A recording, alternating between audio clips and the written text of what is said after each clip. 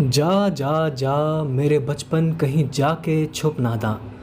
ये गीत गाते हुए सायरा बानो फिल्म जंगली के साथ पहली बार बड़े पर्दे पर नजर आई थीं। उनका शबाब प्याले से छलकती शराब जैसा चंचल था।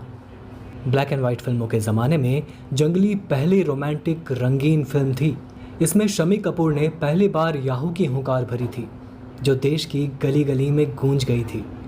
कश्मीर की मनमोहक घाटियाँ, बर्फ से ढके पेड़ और मैदान, उस पर चहलकदमी करते, तराने गाते, छेड़छाड़ करते दो जवां दिलों ने दर्शकों की धड़कनें बढ़ा दी थीं। फिल्म जंगली सुपरहिट रही, शंकर जयकिशन के मीठे गीतों की वजह से और शम्मी कपूर के विद्रोही तेवरों की वजह से। सायरा बानो उस वक्त बम्बईया सिनेमा में धूम मचा गई। 23 अगस्त 1944 को जन्मी सायरा बानो के बारे में विस्तार से जानने के लिए पहले 30 के दशक की ग्लैमरस नायिका नसीम बानो को जानना ज़्यादा ज़रूरी है। उस दौर में फिल्मों में आने वाली लड़कियां प्रायः निचले तबकों से हुआ करती थीं।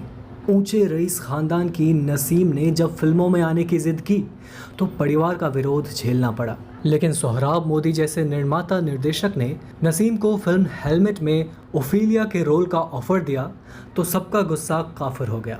नसीम की किस्मत जागी फिल्म पुकार से। जहांगीर के न्याय पर आधारित इस फिल्म में नसीम ने नूर जहां का किरदार चंद्रमोहन के साथ निभाया था। अपनी ही आवाज़ में गाना भी गाया था। जिंदगी का साज भी क्या साज है, बज रहा है और बेआवाज़ है।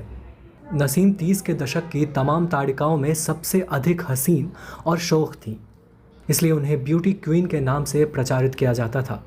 जब सायरा बानो को फिल्म में लॉन्च किया गया तो माँ का ताज उनके सर पर रखा गया। नसीम बानो की उल्लेखनीय फिल्मों में चल चल रे नौजवान, उजाला, बेगम और चांदनी रात प्रमुख है। नसीम बानो ने एहसान मियां नामक एक अमीरजादे से निकाह किया था। उन्होंने नसीम के खातिर कुछ फिल्मों का निर्माण किया था। सायरा का जन्म 23 अगस्त 1941 को मसूरी में हुआ। शायरा की नानी शमशाद बेगम दिल्ली की मशहूर गायिका थी। भारत पाकिस्तान विभाजन के बाद एहसान मियां पाकिस्तान जा बसे। नसीम बेटी सायरा और बेटे सुल्तान को लेकर लंदन जा बसी और फिर सायरा की शिक्षा दीक्षा लंदन में हुई। छुट्टियां मनाने सायरा जब भारत आईं तो दिलीप कुमार की फिल्मों की शूटिंग देखने घंटों स्टूडियो में बैठी रहती थीं। सायरा बानो के एक साक्षात्कार ने यह माना है कि जब वह 12 साल की थी तब से ही अल्लाह से इबादत में मांगती थी कि उसे अम्मी जैसी हीरोइन बनाना और श्रीमती दिलीप कुमार बनकर उसे बेहद खुशी होगी। सायरा ने 1959 में बॉलीवुड में प्रवेश किया। नसीम के पुराने दोस्त रहे फिल्मायल के शशधर और सुबोध मुखर्जी ने फिल्म जंगली में शम्मी कपूर के साथ सायरा को लॉन्च किया था। सन 1960 के दशक में सायरा की कई सुपरहिट फिल्में बॉक्स ऑफिस पर धूम मचा रही थीं। उन दिनों राजेंद्र कुमार को जुबिली कुमार के नाम से पुकारा जाने लगा था। राजेंद्र के अभिनय में दिलीप कुमार की पूरी परछाई समाई हुई थी और फिर सायरा का दिल राजेंद्र पर फिदा हो गया। जबकि वे 3 बच्चों वाले शादीशुदा व्यक्ति थे। उनकी मां नसीम को जब ये भनक लगी तो उन्हें अपनी बेटी की नादानी पर बेहद गुस्सा आया। उन्हीं दिनों उन्होंने दिलीप कुमार के पाली हिल वाले बंगले के पास ज़मीन खरीदकर घर बनवाया था। सायरा का दिलीप के घर आना जाना और बहनों से मेल मिलाप जारी था। नसीम ने पड़ोसी दिलीप साहब की मदद ली और उनसे कहा कि सायरा को समझाएं ताकि उसका राजेंद्र कुमार से पीछा छूटे। बेमन से दिलीप कुमार ने यह काम किया क्योंकि वे सायरा के बारे में ज़्यादा जानते भी नहीं थे और शादी का तो दूर दूर तक कोई इरादा ही नहीं था। जब दिलीप साहब ने सायरा को समझाया कि राजेंद्र के साथ शादी का मतलब है पूरी ज़िंदगी सौतन बनकर रहना और तकलीफ़ें सहना, तब पलटकर सायरा ने दिलीप साहब से सवाल किया कि क्या वे उससे शादी करेंगे। सवाल से हचकचाए दिलीप उस समय तो कोई जवाब नहीं दे पाए, मगर 11 अक्टूबर 1966 को उन्होंने अपनी 44 साल की उम्र में 25 साल की सायरा से बाकायदा शादी रचा ली। दूल्हे दिलीप कुमार के घोड़े की लगाम पृथ्वीराज कपूर ने थामी थी और दाएं बाएं राजकुमार तथा देवानंद नाच रहे थे। दिलीप कुमार ने कोई चटमंगनी पट ब्याह वाली स्टाइल नहीं अपनाई थी। नसीम और सुबोध मुखर्जी को इसके लिए काफ़ी फील्डिंग करनी पड़ी। दिलीप साहब चेन्नई में एक फिल्म की शूटिंग के समय बीमार हो गए।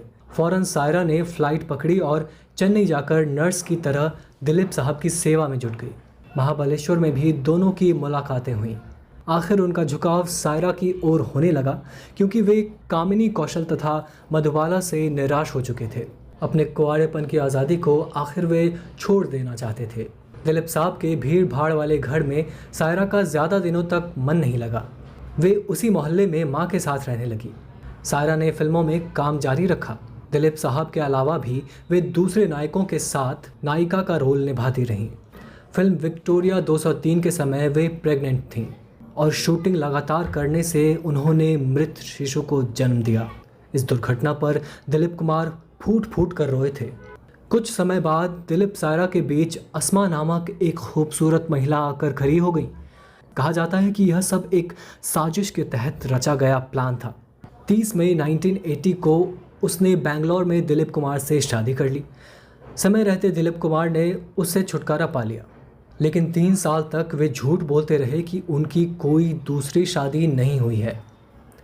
ऐसा माना जाता है कि दिलीप साहब के दिल में पिता कहलाने की एक ललक थी, जिसे वे शायद आसमा के जरिए पूरा करना चाहते थे। सायरा बानो ने अपने खाली समय को सामाजिक सेवा में लगाया है। मुंबई के दंगों के बाद घायल लोगों के घाव पर मरहम लगाने अथवा उनके फिर से नई जिंदगी शुरुआत करने के काम में वे मदद करती हैं।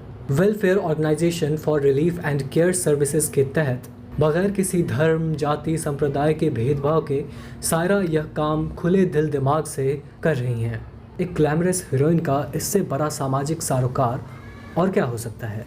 आपको सायरा बानो कैसी लगती हैं और उनकी सबसे अच्छी फिल्म आपको कौन सी लगती है, हमें कमेंट बॉक्स में ज़रूर बताएं। उम्मीद है ये वीडियो आपको पसंद आई होगी। हम फिर आएंगे ऐसे ही बेहतरीन अभिनेता और अभिनेत्रियों की कहानियाँ लेकर। तब तक के लिए वीडियो पसंद आया तो लाइक, शेयर, कमेंट ज़रूर करें और अगर आप चैनल पर नए हैं तो वारिधि मंथन को सब्सक्राइब करके ज़रूर जाएं और बेल आइकन को दबाना बिल्कुल भी ना भूलें, ताकि आपको हमारे वीडियोज़ के नोटिफिकेशंस मिलते रहें।